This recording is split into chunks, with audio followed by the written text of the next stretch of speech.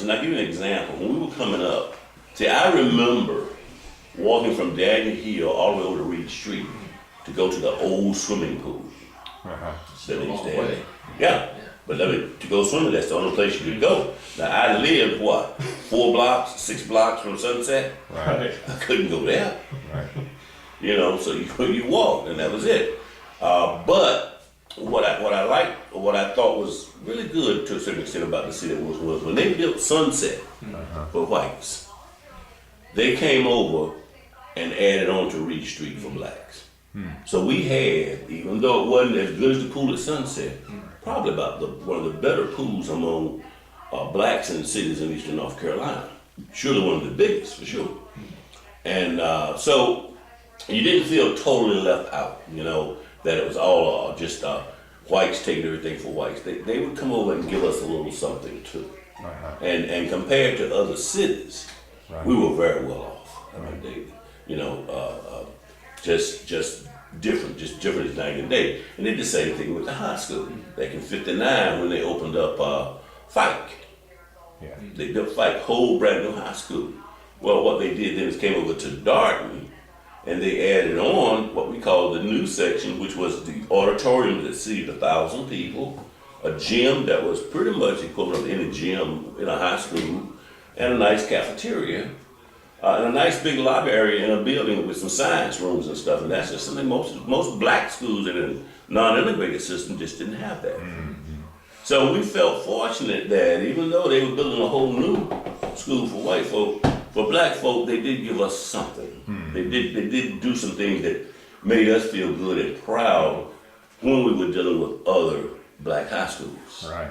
I mean, we have the drama festivals at Barton because, you know, our auditorium and stage was just so much more ahead of where other schools were. And I think that's what I talk about, kind of that middle of the road approach in Wilson, where they just didn't want to flat out put people down, but what they wanted to do was keep people kind of placated. Yeah. Well, that's what I was going to say. You could go two ways with that. You could say, oh, these are, you know, they really were trying to do the right thing, doing what they could, but you could also say, No. take the cynical or maybe the realistic view and say, as you said, placate. So and throw them a bone and maybe they won't. Exactly, and that was the attitude. That's what we felt. They threw us a bone, and while the bone as good as theirs, at least it was better than most. And that's kind of how we adjusted and dealt with things. I've really noticed in talking with white folks about, I'm not from here, probably, about period of civil rights movement and integration, and they are very invested in the story that, well, we didn't have those kind of problems here. We, we worked through our problems. Well, to some extent, it's true. To some extent. Yeah. But we had demonstrations now. Yeah. Okay. When I was, when of course I went to Darden after I left San Vic, and in about the 11th grade, we had decided, you know, we went to the theaters downtown, and we could only go to the Drake, the Colony, or the old Ritz Theater. Okay? Now, the Wilson Theater and the Carolina Theater we couldn't go to. Both of those were up there on Nash Street. We couldn't go to those. The Wilson Theater is now the Barton Center. And so we decided, and this is mostly, and you have to understand something. You understand the political climate here is, most black folk in Wilson, first of all, there are only so many black folk that had full-time jobs in the whole city. But when it came to the area of equality and civil rights, us younger folk were the ones who really were angry about the fact that we couldn't go to these places. We had to sit upstairs in the movie theater, and we couldn't sit downstairs if we wanted to. And I couldn't go to A&W Root Beer. And I couldn't go into, what's that place right in the corner of Goldsboro and Forest Hills? Down again, Forest Hills, I'm sorry. The Creamery. Oh, yes. Creamery. We could work at the Creamery now. We could serve at the Creamery. Yeah. We couldn't go there, grab our collar, and go in and buy food and stuff. Yeah. So in high school, we decided that that was enough of that. We were going to demonstrate. So we did have marches. And I can tell you we had marches downtown. On Sundays in particular, Uh-huh. we would demonstrate and boycott the theaters. Uh-huh. And we'd set up lines and march up and down that street with our signs, singing our civil rights songs, and you had the police down the center of the street, Yeah. and you had whites on the other side of the police, and they were calling us all kinds of names and sometimes throwing stuff at us and all kinds of stuff. But again, we were not allowed to respond. Yeah. Now this was pretty much managed by Reverend Watkins, That's correct. T.A. Watkins, yeah. Him and Tyke Fitch, Milton Fitch Sr. Were I would call the two main adult leaders for us. There were a lot of people who supported us, Yeah. but they couldn't do it publicly Right. because they would be fired. Yeah. See, when people in Wilson talk about, well, we didn't have that kind of problem, that's crap. They did have it. Right. The difference is that the kids took the leadership here. Ah. The adults were pretty much scared because this was a small town. And they knew the moment Miss James saw them out there on that street walking, they were going to be let go. And that's the only income they had. I mean, that part-time job up there, cooking or ironing or cleaning or gardening or something. Yeah. And that's one of the ways they also got clothes, and that's one of the ways they got food sometimes for their kids. And people were willing to do what they had to do to survive. Of course. So Yeah. there was a lot of fear on the part of adults. Yeah. My mama, now she worked in a tobacco factory. And of course, stupid me, I'd think, well, what's the big deal? If they fire you from the tobacco factory. What I didn't understand was, that's the only income she had. Right. Yeah. If she don't have that income, we don't live. Yeah. Even though in high school at that time I worked too, part-time for people, but the same thing. But it didn't matter, I still got out there and marched and demonstrated. You did. Got called a lot of weird names. I bet. Me and GK Butterfield was out there, Toby Fitch Jr. There were some others, and what we were marching for, we would march down to the theaters. Right. We also sat in at Woodworth and McClellan's dime stores. Oh, did you? Oh yeah, oh yeah. The lunch counter, we go there on Saturdays. We didn't open on Saturdays, all Saturday afternoon. So we would do the dime stores and the drive-ins on Saturdays. Yeah. We do the theaters on Sunday. Is this at the same time the sit-ins in Greensboro? Right after the sit-ins Right in after. Greensboro. Right after that. It's kind of a push Right. for that to start. It was right after that. Yeah. And, they trained us and told us what we could and couldn't do and how to handle it. And see, the other thing I liked about it was there's always been, and I will say this about Wilson, there had always been kind of a backdoor understanding that as long as we talk to each other, we don't let things get out of hand. Uh-huh. Now, and by that, what I mean is, there was always an understanding that we would let the police know what we were going to do. I see. Well, no surprise. We didn't go running around trying to make mischief, that kind of stuff. Other than perhaps when Martin Luther King got shot. That's probably one of the few times where things got a little bit out of control. But then I wasn't in Wilson at that time anyway. But that was just a hard time for everybody. Yeah. But normally, the leaders would let people know we're going to be marching with the theaters and whatnot, so they'd have police down there to make sure everything was all right. The police, we always felt, was there as much for our protection Really? as for anything else, And the police did not let these white kids get too rambunctious, They could holler and say some things, and every now and then you might see a bottle or a brick or something thrown from the back of that crowd, but they didn't get out of hand or nothing. The police, I give the police credit, they kept pretty good order. Uh-huh. Now there were at that time about 4 black policemen. Uh-huh. The 4 original black policemen, I call them, and who primarily were hired to patrol the 500 block of Nash Street, Yeah. but at the same time, there was always black policemen, so there wasn't always an image of just white policemen only. Right. There were black policemen too. So, Yeah. Were they at the demonstrations, black policemen? not too much. Uh-huh. Not too much. Yeah. But then we also went to the A&W drive-in places where they, like at Sony's over here. Yeah. We went there, we pull our cars up in the lot spots and wouldn't move. We'd ask to be served, they wouldn't serve us, so we said, well, we're gonna sit here till you do. Yeah. And we'd sit there sometimes from 3, 4 o'clock in the afternoon, 12 o'clock at night. Really? Just every now and then somebody had to leave and go to the bathroom, 'cause you couldn't go in there and go to the bathroom. Right. Yeah. But, you know, we had all that kind of stuff, but it was not a whole lot of what I call violence kind of stuff. We didn't seek violence. It was nonviolent, Yeah. and we made sure we kept it that way. We also, by the way, we went to the churches. See, there was like 4 different things that we were doing. We were doing the sit-ins at the lunch counters. Yeah. We were doing the demonstrations at the theaters. We were doing the drive-in, where we drive into these the A&Ws and those places that wouldn't let us in. And we also were going to the white churches. The white church. Oh yeah. I'll never forget the first time I walked with the first prayers. Did you? On Sunday morning? Yes, indeed. We go there on Sunday morning. Yeah. And go march at the theater Sunday afternoon. So what happened when you walked in the first time? Well, there were a couple of churches where they asked us to leave. Mm-hmm. But most of them wouldn't ask us to leave. They would, in some cases, they direct us to the seats in the very back of the church. Okay? God. I mean, you know, this is in the church now. Yeah. And in some churches, we'd go down further and sit with the population, and people would just absolutely get up and walk away from you. Huh. So, you know, but they didn't really ever say you couldn't come in for the most part, except a couple of churches, you know, that you couldn't come in or you couldn't participate or nothing like that. Yeah. They just kind of let you sit there. They ignored you, Uh-huh. even though you were in the church. And you did that for a while, but the point was you could go to that church if you wanted to, and that was what we wanted to accomplish. Right. The fact that if I want to go to First Prayers, I can go there, and nobody's going to ask me to leave. Yeah. You know, beyond that, there's not a whole lot more to accomplish, because quite frankly, we didn't enjoy the churches. Yeah, I understand.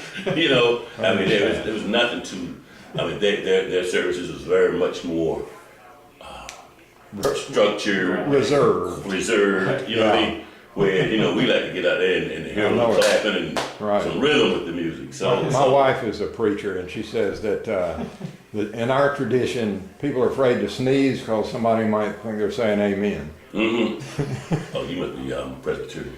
They're Methodist. Methodist, okay, same, about the same.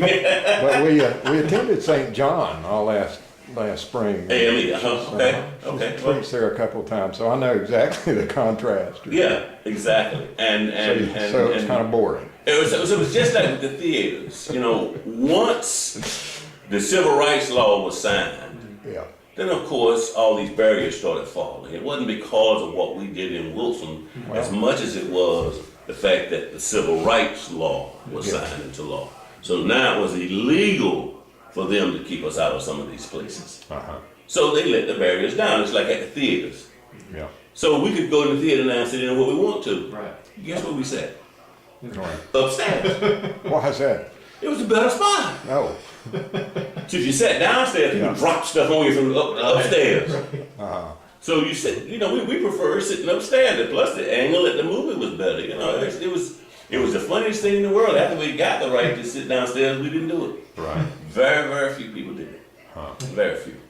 That's interesting. And even at the drive-ins and whatnot, you know, you'd always have one or two that would go to the drive-in, but for the most part, we didn't have cars. Right. Oh, yeah. I mean, GK had a car. Tony had a car. I can just about, probably, if I sit here and think about it real hard, name on one hand the kids in high school that had cars. Yeah. You know, so even though we had the right to go to the A&W now, we didn't really go that much or that often. I really want to go that much or that often. What we wanted was the right to go. Exactly. The privilege to go if we wanted to. Right. I mean, I talk about Dick's hot dog stand. Yeah. Up until about a year ago, in my whole life, I never put a foot through the door, and wouldn't do, and would not, because they didn't let me in when I wanted to go. Right. Same thing with the creamery. I lived in Wilson. I came back to Wilson after retiring from my job, and I still wouldn't go to some of these places. And somebody would say to me, "Well, let's go to the creamery and get a sandwich for lunch." I don't go there. Yeah. And you know, because you didn't let me go when I was in school and I wanted to go. Yeah. Why would I go now? Because I know it's probably a totally different thing than it is. I mean, you know, that the good part about all of this is hopefully people have seen the stupidity of some of these things that they were doing. I mean, for them, I know it was symbolic. For us, it was hurtful. Yeah. But when it comes to spending $1, You know, it shouldn't matter. It's foolish, yeah. It's Turning really foolish. business. Yeah. Yeah. Yeah, it really is. But you know, that's the way it is. But for that civil rights movement, I mean, we just there was a lot of stuff going on, but we were well trained, well managed in terms of adult direction. Yeah. And people supported what we were doing, but they did it privately. Now there were some people we got mad with, like we got mad with funeral home operators because they did not support us. Black funeral home? Black funeral homes. Yeah. And we would ask, why? You know, what is it now? And it could be, and I'll be fair in this and say, it could be they were, but we just didn't know it. Yeah. It could be they were giving money to Reverend Watkins' back door or somebody, you know, to help fund what we were doing, to buy lunches, buy gas and stuff like that. And we didn't know it. Yeah. Because there were lots of people who were helping us who did that like that. A lot of school teachers, for instance, they absolutely could not go out there and demonstrate. Yeah. It would have cost them their job just like that. Right. But they were giving us money. And we had one person in particular who I want to recognize. His name was Larry Ricks. Miss Ricks. Miss Ricks had an Edsel. Do you remember the Edsel car? Yeah. It only lasted 1 year. And she was one of the few people in Wilson that had one. This lady would actually let us drive her Edsel Really? to the drive-in sit-ins. Yeah. Now that took guts on her. Yes, it did, because everybody knew it. And would give us money to buy stuff at the drive-in and buy gas for the car. I always respected her a lot for that. Yeah. I said, now that takes guts. And you know, then you look around at somebody who's running a funeral home whose total business is dependent on black folk, and they ought to be 100% out there. They ought to be out on the streets walking with us and whatnot. And they run from you like you got the plague almost. At least publicly they did. So you don't know. But to this day, I have always resented the fact that they were not more overt in their support for the kids. And when I say the kids, because it was us young folk who were out there demonstrating, not the adults, not the parents. Yeah. The parents couldn't do it. And my mama said to me, she said to me, Edward, you going down there. Oh, she encouraged me to go now. She did. She said, you go on down there and y'all do what you gotta do.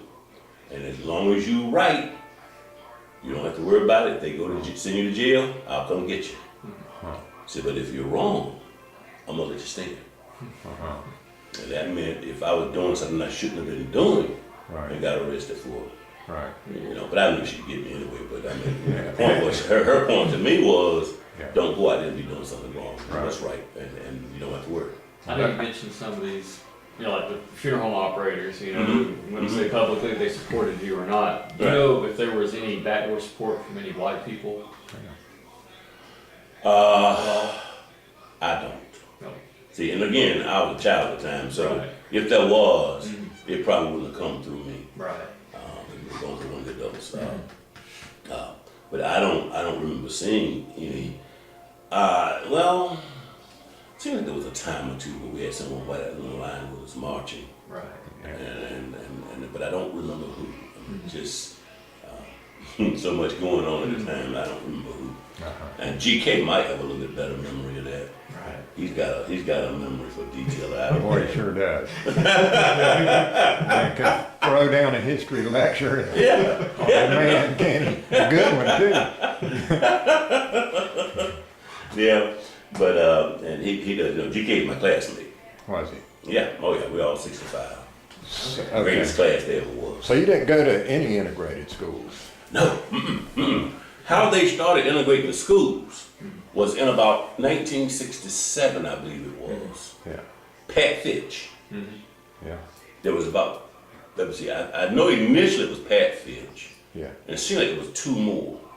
Gloria Freeman. Gloria went after Pat. She did. Okay. Yeah.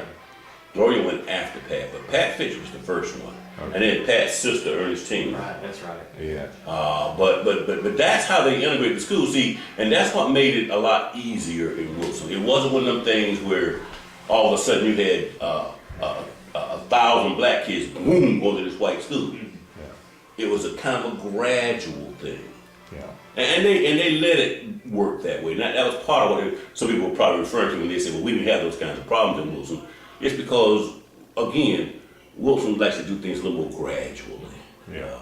I call it sometimes that kind of that good old boy approach to things, you know what I mean? Yeah. That let's give them a little bit, Yeah. and a little bit more, and a little bit more that people get used to it. Yeah. And the people didn't get used to it because they had all kinds of problems at fight in the early 70s Right. with integration. Oh, yeah. Yeah. For the first about 3 or 4 years after they integrated, there was all kinds of problems, and there's still our problems. I was going to say it. There's still our problems. Yeah. There still is a perception in the black community that black kids are untreated. They're not treated equally. They're not. In the schools, you mean? Yeah. Yeah. That black kids are more likely to be given more severe punishment, suspended more quickly, and not recognized. Talent's not recognized. And I mean that's just something that's still there. Yes. And you know. So how has integration impacted those community relationships you were talking about? That's a good one. Yeah. I would say there's probably tolerance. That would be my word for it. Tolerance. Tolerance. There are certain things now that people know are just against the law. So they don't tell you no anymore. But at the same time, you know when you're not wanted. I mean, that feeling comes across real fast. Right. You know when you're not comfortable. I'll tell you what the greatest barometer is of how well integration has worked. What's that? How many of these private clubs, the Kiwanis, all these different types of organizations like the optometrists and optimists and stuff, how many of them have blacks in them? Or how many have more than one black? Right. Yeah. Okay, that tells me what integration is. And that's why I say there's tolerance, not integration. I can buy a house anywhere in Wilson. That's one thing I give this city credit for. I've never not known someone to be able to buy a house in a certain area. I've known instances where people would sell someone a house because they were black. Right. But I've not ever known of a situation where if a black had the money, if they put down the bid, and the house was for sale through a realtor, that they couldn't buy that house. You know? There may be some, but I just don't know about it. What I can see now, I look around Wilson and I look down the street here at that area down there where all those expensive homes are, and some of these other areas, and I see blacks in all those communities. So you would look at that and you say, boy, this is an integrated community. Gosh, things look wonderful. But you get past that, and you get past seeing people in the restaurant spending their money, and that kind of stuff, and you look at, in terms of business ownership, these private club memberships, or these private organization memberships, I should say, and that type of stuff, you don't see that level of participation. Right. Now that makes the struggle for equality a little more challenging. Absolutely in a sense, because when you see a whites only sign or segregated and non-equal school, it's very clear. Very clear. You see dogs cut loose on children Right. in Alabama. You know, it's clear what the problem is. Yeah. It's a little more subtle. What do you point your finger at? And I think, you know, we hear this colorblind society, now that we have a black president and so forth, and this myth that we're beyond all that now, makes people even more reluctant to face the realities and talk about the kind of lingering racism you're talking about. Well, I don't know the answer, but I know you're a leader. So how do we? You know, let me tell you what's fascinating. What do we point our finger at? What do we struggle against? I think there will always be racism. And being an albino living in a black community, I can tell you that racism is not a one-way street. I get it from both sides. Yeah. Okay, and blacks, some people aren't comfortable with me saying that. I don't care.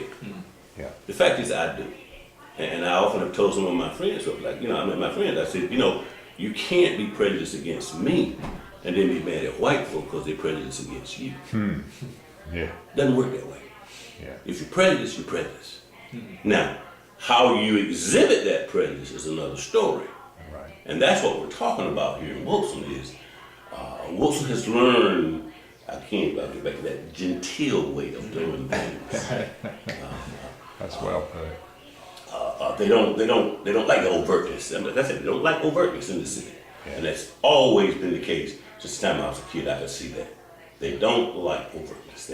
They like things to be done behind closed doors. Right. And that's why I say the integration is a long way to go in this town, because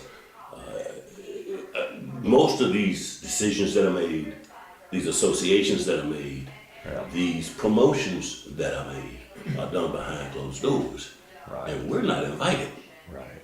Right. Now, there's a few where they invite some city councilmen too, Yeah. or county commissioners too. But most of those is because they need a vote for something they want to make money on. So they're going to include them and make them feel like one gang. Right. Fact of the matter is, they don't invite them to dinner with their children. Yeah. They don't say, why don't you have your child come over and play with my child? Yeah. For the most part, and so, you look at things for what they are, the facts of what they are. Yeah. And what I say is, and it can be comfortable.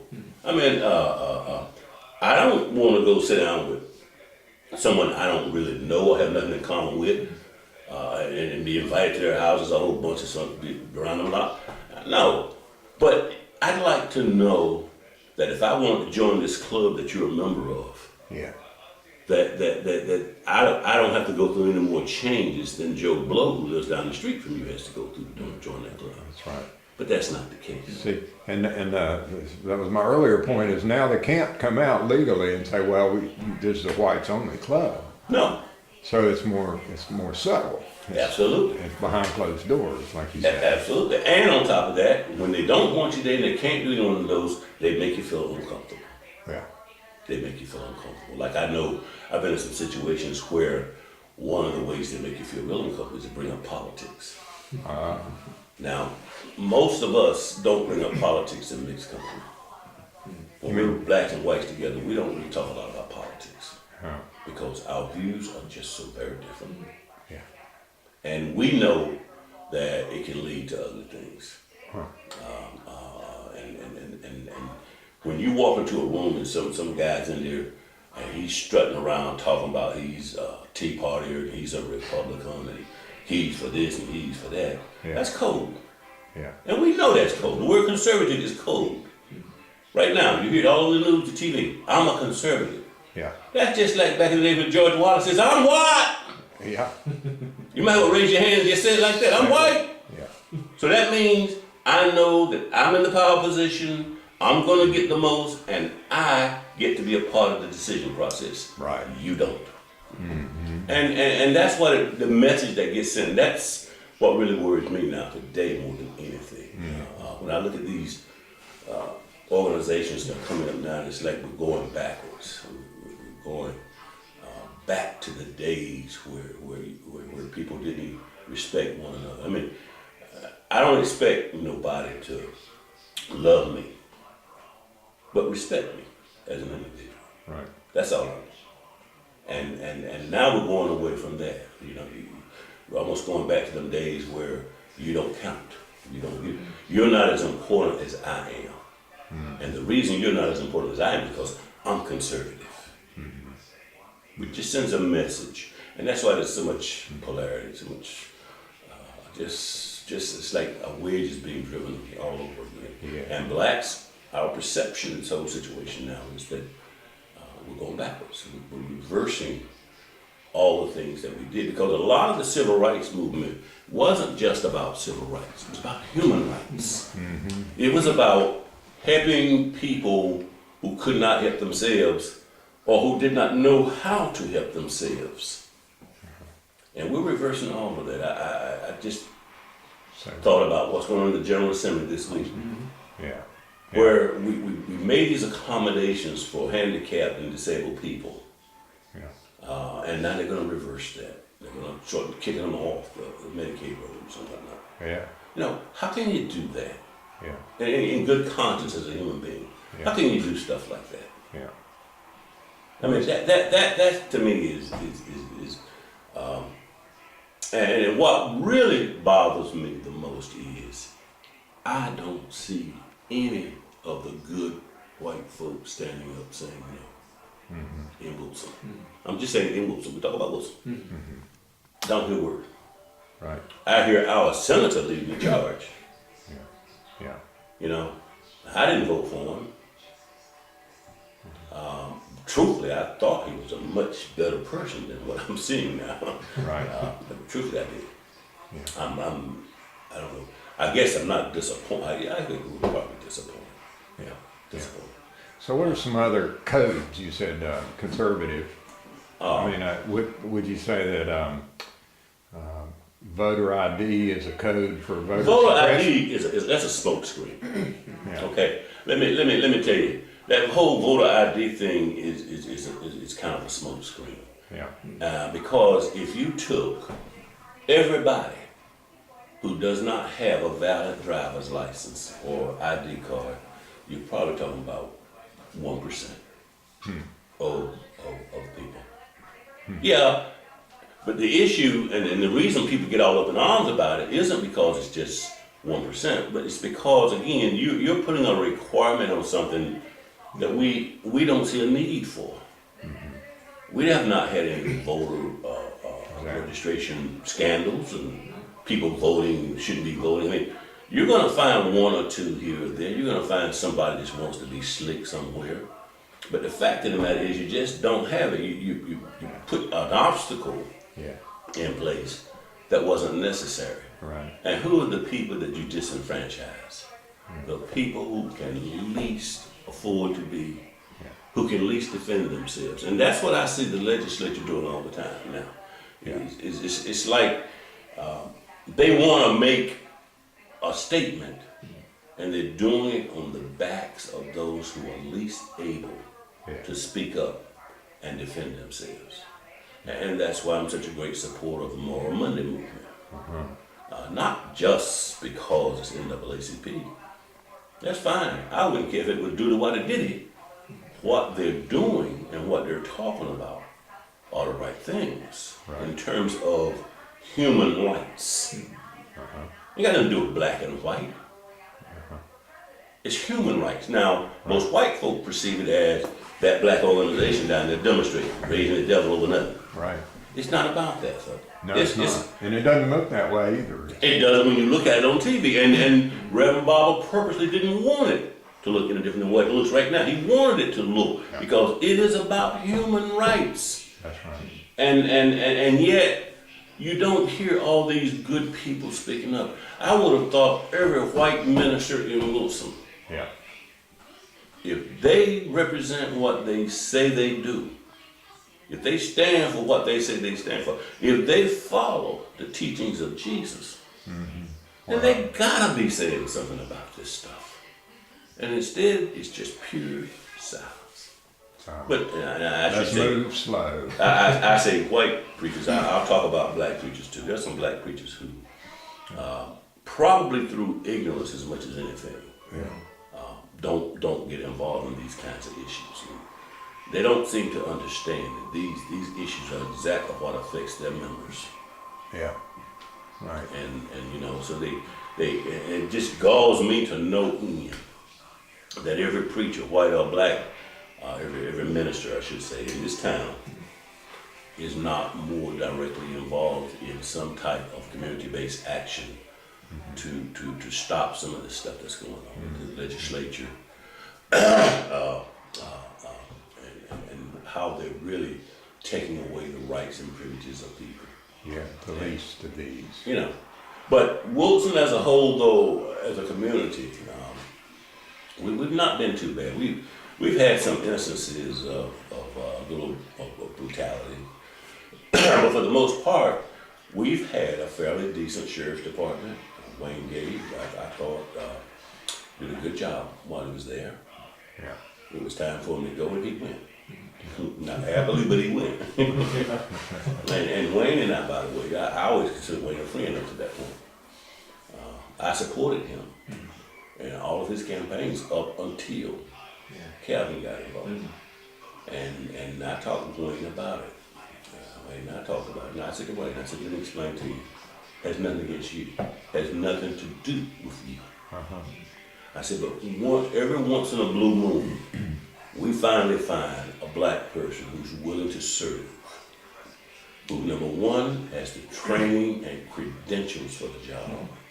Number two, has a history, a personal history that is impeccable. Number three, is very intelligent. And number four, will learn to be well spoken. I said, and he's black. I said, these are the reasons why I'm supporting him and not you this time around. Has nothing to do with the fact that I think you've done an outstanding job. I think you've been fair to people for the most part. I mean, he's got his thing now. There's some people who got some real grouches against him, but they're gonna have that against every sheriff because they arrested somebody in their family, or they don't give somebody a break on something or something like that. So I don't look so much at that. What I gauge most of the stuff, my opinions by, is what I hear in the community.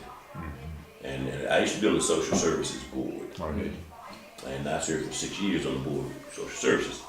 And what I tell them at every meeting, I say, here's what I'm hearing in the community. And if I'm not hearing something bad, then that means bad things are not happening. I said, because when you don't serve people, they're going to talk about you. They're not going to talk about you so much because you give good service, but they're going to surely talk about you if you give bad service. If you don't treat them right, if they don't think they've been dealt with fairly or honestly, with some integrity. I said, we're going to hear it. I said, and I'm not hearing that. So you're doing a good job, evidently. So back to the Moral Monday movement. So sounds like you think this is a movement in the right direction. I think it is a voice to be heard. The I don't know how to put this. I absolutely support the issues and what they're doing. What I'm concerned about is how do we take that then and make it more spread out. Now, they've had people's assemblies in Wilson, they've had them in Greenville, Rocky Mount, that kind of stuff. But that has to be more of an ongoing effort. It cannot be a one-time event. Empowering people in the community. Right. But getting the people in the community to buy in and participate. Now, when I was at the NAACP as president, my major goal was to get the churches involved. I mean, I'm just a stickler for that. And it's a hard thing to do. Because many of these preachers are very much like the way adults were back during the days when we were demonstrating. A lot of them work, and they work for white folk, white companies. So they got a little bit of fear there. A lot of them don't think their membership wants to get involved because their memberships, some of them are afraid, some of them don't want that publicity. And then some of them are just pure, and I'm not going to say ignorant, but that's not the word for it. The word is uneducated. They're not knowledgeable about how the things are going to affect them. So as a result, they don't get involved. And when I say affect them, I mean either them directly or their children or grandchildren. And when I talk about, like I talked to one lady about this Medicaid thing, I mean, her basic approach was, what do I care? So then I asked her how much was her child on insurance. She said, no. I said, so if he gets sick, what do you do? She said, I take him to the emergency room. I said, well, why don't you take him to his primary doctor? He doesn't have one. And I said, well, you see, that's what I'm talking about right there. Maybe if you had the Medicaid, the child would be on it, and you could take him to a doctor on a regular basis, and he wouldn't get sick in the first place. I said, this is what, and we try to teach this to people. This is what you're missing here. It's not just what affects you, it's what affects your children. And all of us, we're back to that ignorance of segregation. That if people start, if the guy next to me on the bus sneezes, I'm going to get his cold. For just to use a real simple example. But then, if everybody's having to go to the emergency room, then my insurance rates are going to be higher. how we're going to attract business here if, you know, we have no social services and no education system.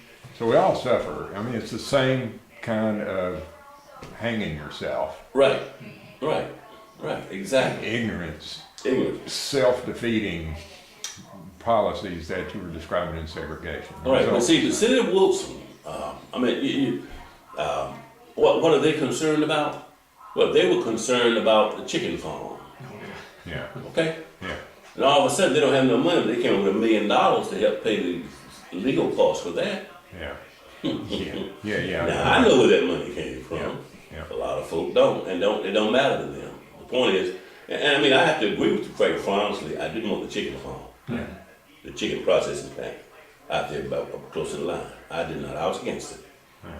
But it's always interesting to watch what the city sets as its priorities, and it's mostly That's the word. related to business and money, not to people. Priorities, that's the Yeah.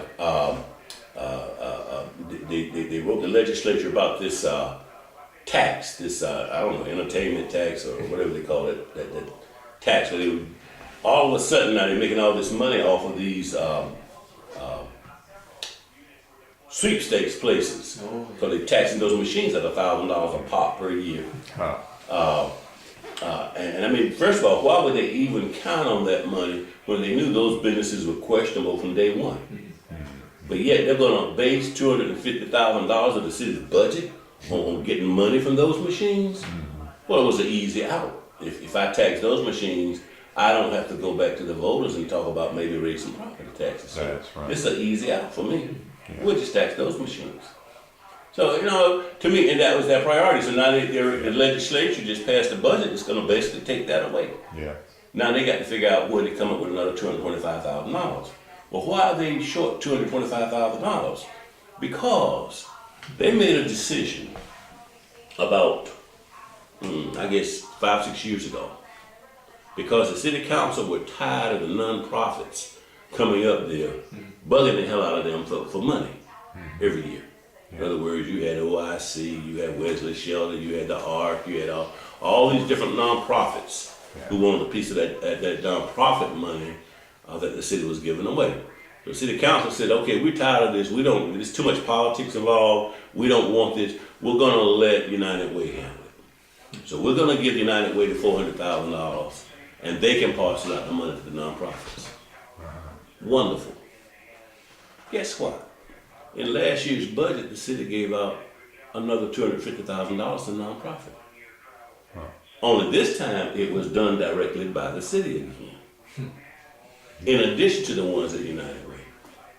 So all they're doing is they're robbing Peter to pay Paul, so they can support those organizations that they want to support without it being too political. See, these are the kinds of things that I look at and I just say the city can do a lot more for people than what it's doing. It's kind of unfortunately, and I've already talked to a couple of the city councilmen about this. I've said, you know, it's like you guys are trying to just taking the easy way out, because as long as you can find a pot of money somewhere, you're going to use it, even if it's questionable or suspect. You know, it's one of my little pet peeves. Because I'm also against us owning the power company. If we were to get rid of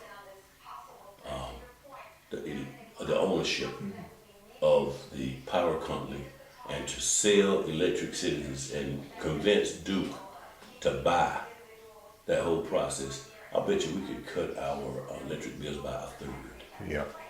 Easily. Couldn't be worse. Oh, easily a third. Yeah.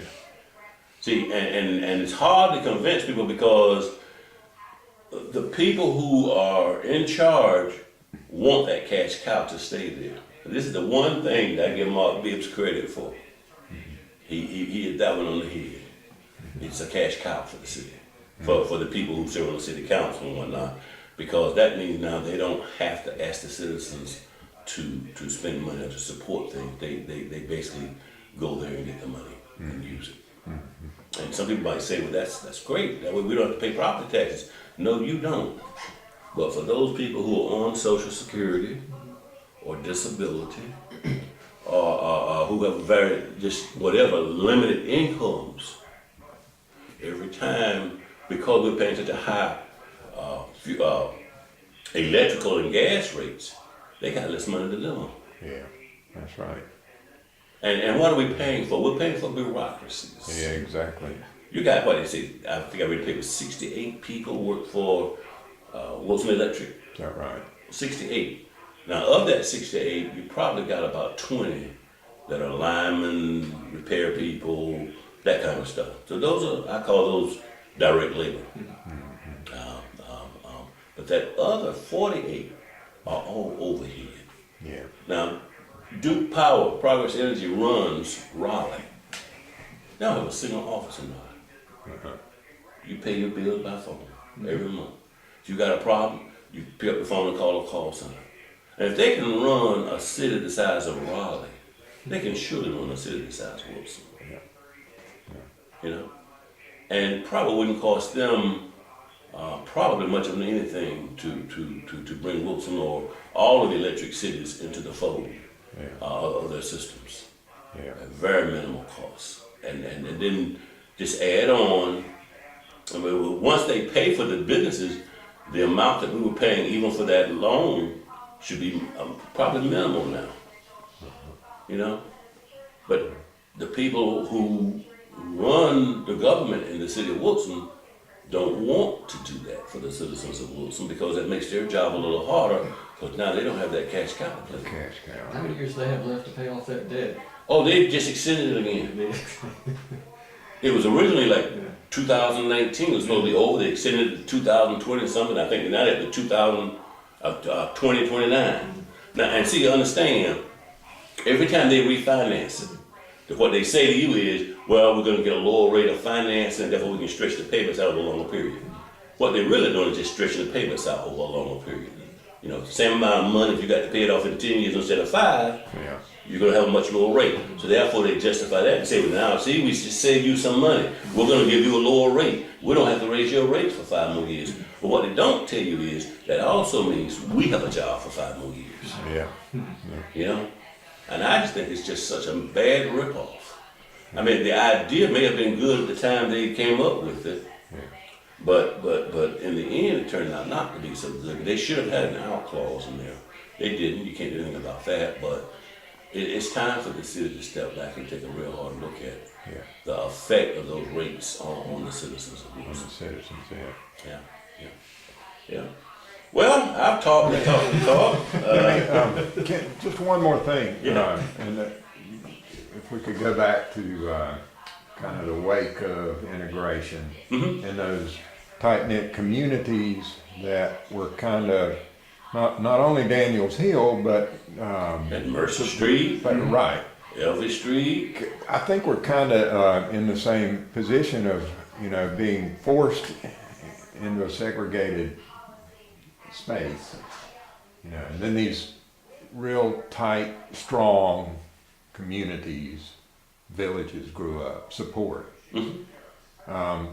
So how did integration of schools, how did that impact those tight-knit communities? Has it had an effect on them? Oh, absolutely. Just ride through the communities. Yeah.